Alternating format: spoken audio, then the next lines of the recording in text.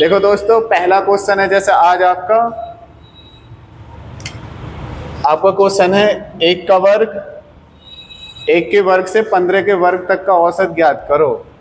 एक के वर्ग से 15 के वर्ग तक का औसत ज्ञात करो। तो एक का वर्ग, दो का वर्ग, तीन का वर्ग, चार का वर्ग, डॉट डॉट डॉट 15 का वर्ग, इसका औसत बताना है अब हमें। और एवरेज का फॉर्मूला क्या होता है?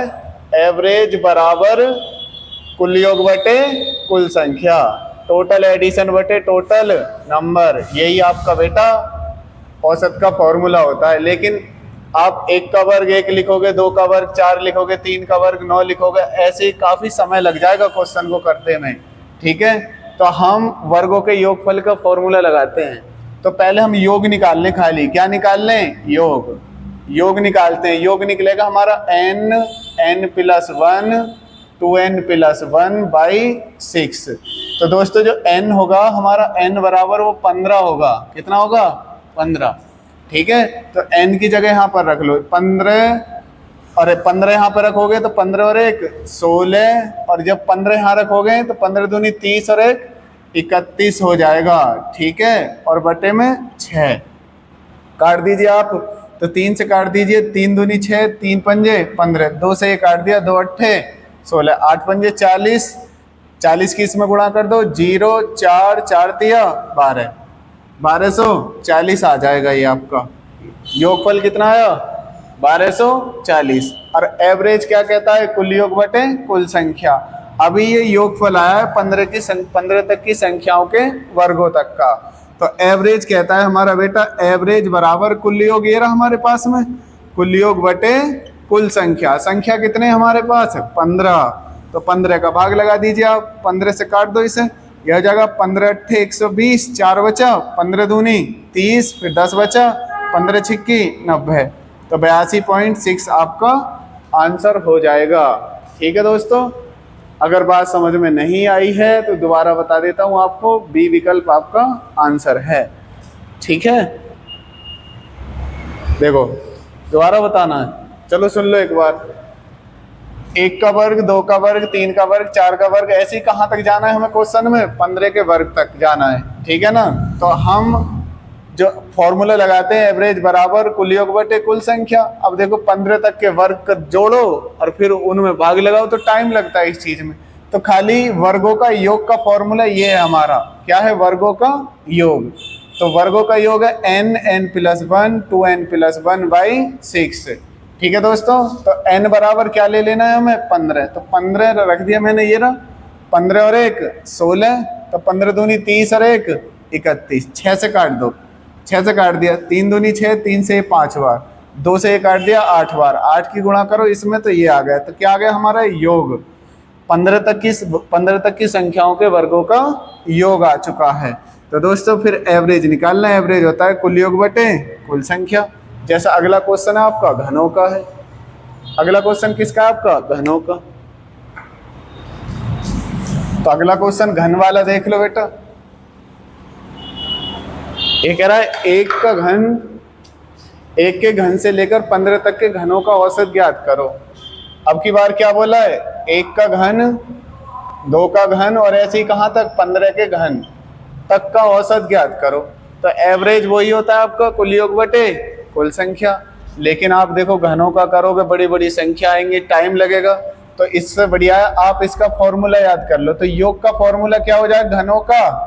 तो घनों के योग का फॉर्मूला होता है n, आपका इसका फॉर्मूला है n प्लस 1 बाई 2, और इस सारे का कर दो बेटा वर्ग। तो n क्या है हमारा? 15। तो n क्या है बेटा? 15। तो n यहाँ पे रखोगे तो हमारा 15 आ जाएगा, और यहाँ पे रखोगे तो 15 और 1 16 हो जाएगा हमारा, और बटे 2। उसके बाद कर देना है सारे का वर्ग। तो 2 से काट दे बेटा, 2 अट्ठे 16, 15 अट्ठे 120। तो 120 अब वर्ग है तो वर्ग कर दो इसका। ठीक है ना, तो इसका मतलब क्या हुआ हमारा? ये मतलब हो गया बेटा 120 गुणा 120 हमारा योगफल है। अरे इसका मतलब यही तो, वर्ग करके लिख दो, 14,400 आ जाएगा। तो एवरेज का फॉर्मूला क्या कहता है? कुल योग बटे कुल संख्या। संख्या कितने हैं? 15। तो 120 गुणा 120, एवरेज निकाल रहे हैं तो भाग लगा दो 15 का, 15 से भाग लगा दिया, 15 अट्ठे 120, 12 की इसमें गुणा कर दो, 12 अट्ठे 96, यही आपका एवरेज हो जाएगा। ठीक है दोस्तों, यदि घनों का निकालना है तो ये वाला फॉर्मूला लगा दो, और वर्गों का निकालना है तो वो पिछला वाला क्वेश्चन था। ठीक है, तो देखो फिर अगला क्वेश्चन देखो। अगला कोई भी बात समझ में नहीं आए तो कमेंट कर देना भाई, कमेंट। चलो जैसे नेक्स्ट क्वेश्चन देखते हैं बेटा। नेक्स्ट क्वेश्चन ये कह रहा है प्रथम 10 अभाज्य संख्याओं का औसत ज्ञात करो। ठीक है, ये क्वेश्चन आते हैं भी पेपर में, ठीक है ना, बड़े अच्छे क्वेश्चन चल रहे हैं आपके। प्रथम 10 अभाज्य संख्याओं का औसत ज्ञात करो। तो पहली क्या हो गया आपकी 2, 3, 5, ये अभाज्य संख्याएं जो अपने अलावा किसी से ना कटे, जो अपने अलावा किसी और से नहीं कटती हैं, उन्हें क्या कहते हैं हम, अभाज्य संख्या या प्राइम नंबर बोलते हैं इसको इंग्लिश में। ठीक है ना, इंग्लिश में प्राइम नंबर बोलते हैं। तो 2, 3, 5, 7, 11, 13, 17, 19, 23 और 29, लगभग हो गई होंगी 10। 1, 2, 3, 4, 5, 6, 7, 8, 9, 10। ठीक है, तो फॉर्मूला क्या है आपका, कुल योग बटे कुल संख्या। भाई एवरेज का फॉर्मूला क्या है, कुल योग बटे कुल संख्या, टोटल एडिशन बटे टोटल नंबर, यही आपका एवरेज का फॉर्मूला है। ठीक है, अरे बात कोई समझ में नहीं आए तो पूछ लेना। ठीक है, तो अब देखो कुल, इसमें तो यही लगा दो भाई, यही फॉर्मूला लगेगा। क्यों, सब प्राइम नंबर है आपके, प्राइम नंबर। तो एवरेज हो जाएगा आपका, सबको जोड़ लो, सारों को जोड़ोगे तो 129 बैठेगा, और नंबर कितने हैं 10, 10 का भाग लगा दो बस। जब आप इसमें 10 का भाग लगाओगे तो एवरेज आ जाएगा। 1 जीरो तो 1 अंक पर पॉइंट लगा देना है, अगर 2 जीरो होती 2 अंक पर पॉइंट लगा देते, अगर 3 जीरो होती तो 3 अंक पर पॉइंट लगा देते। अभी फिलहाल में हमारे पास कितनी जीरो हैं, 1 जीरो, तो 1 अंक पर पॉइंट लगा दिया। तो 10 अभाज्य संख्याओं का औसत यानी कि प्राइम नंबर का औसत कितना हो जाएगा, 12.9। देखो भी जैसे नेक्स्ट क्वेश्चन है आपका, 40 से लेकर 70 तक के बीच की अभाज्य संख्या का औसत ज्ञात करो। तो प्राइम नंबर कितने से देखना है भाई, 40 से लेकर कहाँ तक, 70 के बीच की देखनी है प्राइम नंबर, अभाज्य संख्याएं। अब देखो 40 के बाद जो प्राइम नंबर होगा वो कितना होगा, 41, 43, 47, 53, 59, 61 और 67, ये नंबर हैं। ठीक है भाई, जो फर्स्ट वीडियो डाली है उसमें देख लेना, उसमें सिखाया हुआ है। तो एवरेज क्या मान ले भाई, कोई सी भी संख्या मान सकते हो आप, इसमें जो आपका मन करे उसी संख्या को आप मान सकते हो एवरेज। तो मैंने क्या मान लिया, 53 एवरेज मान लिया। अब इनका इसी के साथ कंपेयर कर लो और इनकी इसी के साथ एवरेज के साथ कंपेयर कर दो। तो 53 से कितना कम है ये, 6 कम। 53 से कितना कम है ये, 43, 10 कम, और ये 12 कम। इधर देख लो प्लस होगा, 53, 59, 6, ये कितना प्लस है, 6, और ये आपका 9, और ये आपका 14 प्लस है। ठीक है भाई, अब काट दो, देखो 6 माइनस का है और 6 प्लस का है, 6 से 6 काट दिया, ये माइनस है यहाँ पर 53, 61, हाँ 8 है, कितना आ रहा है भाई, 8 प्लस का। अब देखो 10 और 12 22, 14 और 8 22, इसका मतलब 22 से 22 कट जाएगा इधर का और इधर का। ठीक है, तो बचा क्या हमारा, इधर भी कुछ नहीं है, इधर भी कुछ नहीं है, इसका मतलब एवरेज क्या हो गया, 53, यही हमारा एवरेज है।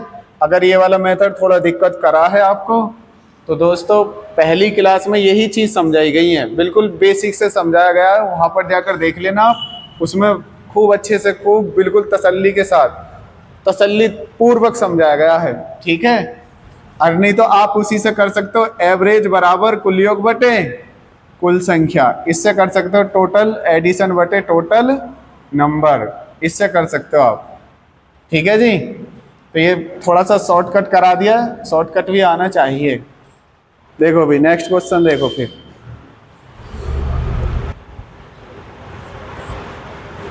चलो देखो 70 से, नेक्स्ट क्वेश्चन है आपका 70 से लेकर 100 तक की अभाज्य संख्याओं का औसत ज्ञात करो।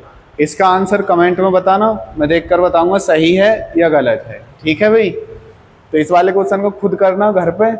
तो नेक्स्ट क्वेश्चन देखो, 4 क्रमागत सम संख्याओं का औसत 105 है, तो बड़ी संख्या क्या होगी।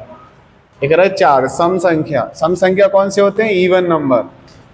कितना है, 4 सम संख्याओं का औसत 105 है, और क्या है भी हमारी सम संख्या। एक तो मेथड ये है, देखो 2 आगे की लिख दो, 2 पहले की लिख दो। क्यों, क्योंकि हम हमसे कह रहा है कि कितनी संख्या है, 4 इवन नंबर सम संख्या। तो इससे आगे का लिखोगे तो क्या हो जाएगा 106, और आगे का लिखोगे 108 108, और पहले का लिख दो, इससे 2 पहली संख्या लिख दो 104, और 2 और पहले लिख दो 102। ये हो गया हमारा छोटा नंबर, और ये हो गया हमारा बड़ा नंबर। एक तो तरीका ये है भाई, देखो जब 4-6 संख्या दी हो तो ऐसे लिखकर कर सकते हैं, हम बहुत आसानी से कर सकते हैं। लेकिन इसमें जब दिक्कत होगी जब कह दे 30 सम संख्याओं का औसत इतना है, तो भाई कितने लिखते जाएंगे हम। कह दे 44 संख्याओं का औसत इतना है, तो उसमें दिक्कत होगी। ठीक है ना, उसी दिक्कत को दूर करने के लिए आपको एक जुगाड़ बता रहा हूँ, ट्रिक समझ लो, जुगाड़ समझ लो, कुछ भी समझ लो, बढ़िया हिसाब है।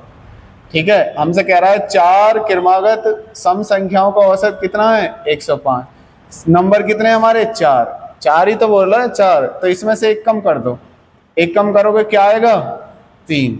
अब 3 इसमें जोड़ोगे आप तो बड़ी संख्या मिलेगी। 105 में 3 जोड़ दीजिए आप 108, ये हो गई हमारी बड़ी संख्या। ठीक है, अब कितनी भी संख्या हो, 20 हो, 25 हो, 30 हो, 100 हो, कोई दिक्कत नहीं है, इससे यूं ही हो जाएगा क्वेश्चन। और इसमें से आप 3 कम कर दोगे तो छोटा नंबर मिलेगा। 5 में से 3 गया 2, तो 102 क्या आ जाएगा आपका, छोटा नंबर। अब जैसे आगे आने वाले क्वेश्चन है आप उनको यूं ही कर दोगे, उंगलियों पे कर दोगे, एकदम उंगलियों पे, लिखने की भी जरूरत नहीं है। जैसे अगला क्वेश्चन है नेक्स्ट, ये कह रहा है 8 क्रमागत सम संख्याओं का औसत 147 है, तो छोटी संख्या ज्ञात करो। 8 क्रमागत सम संख्याओं का औसत 147 है। देखो जैसे 147 है, औसत क्या है 147, कितने नंबर है 8, एक कम कर दो, एक कम करोगे 7। अगर आप इसमें 7 प्लस करते हो, क्या करते हो 7 प्लस, तो बड़ा नंबर मिलेगा। जब 7 प्लस करोगे तो ये हो जाएगा हमारा 154 154, ये बड़ा नंबर है।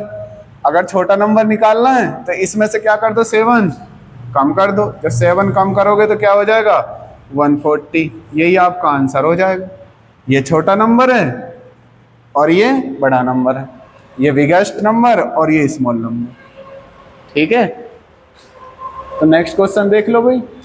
अब तो आप इस टाइप के कितने भी क्वेश्चन कर सकते हो भाई। जैसे देखना, अगला कह रहा है 24 क्रमागत सम संख्याओं का औसत 209 है, तो बड़ी संख्या क्या होगी।